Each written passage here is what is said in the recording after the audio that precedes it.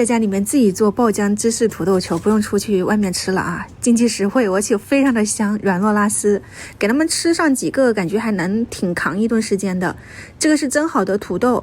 我用的是定洗土豆，不用削皮，清洗乾淨以後直接開水上鍋把它蒸透，它就會開裂開花，它的口感是那種粉沙面的，就和我們去菜市场我感覺不太一樣哎，就为什么这麼好吃呢？皮也是直接就可以把它剝掉的，就空口吃蘸點辣椒面都非常香了，好有土豆味。你們如果喜歡吃土豆的話呢，我覺得這個定洗土豆是可以去嘗試一下的。抹點黑胡椒和海鹽在裡面調個底味，搗成土豆泥。我這個攪出來它是軟糯彈，有點像那個攪團的，我們之前做過，非常有粘性。如果沒有這麼好的粘性，你需要加一點玉米澱粉啊，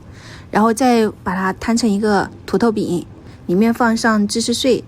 火腿腸啊，或者是什麼那個脆皮腸都行，給它團起來，一個土豆球就搞定了。夾裡面的雞蛋拿上一個兩個，把它攪成蛋液，裹上雞蛋液，裹上麵包糠，又可以殘酷隔壁小朋友了啊！就暑假的必備的操作。我們用空氣炸鍋烤出來沒那麼油膩感啊，你就噴上一點食用油，180度烤個10到15分鐘，中途給它翻個面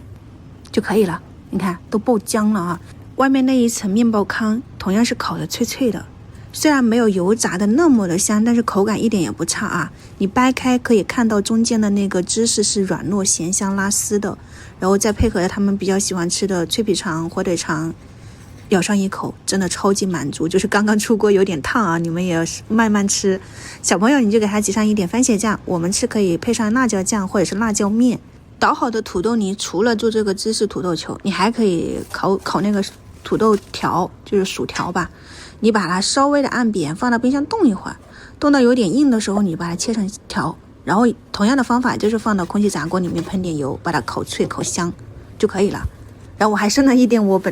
打算明天就是做那個早餐，配上一點雞蛋啊、黃瓜啥的，你們也去試一下。拜拜。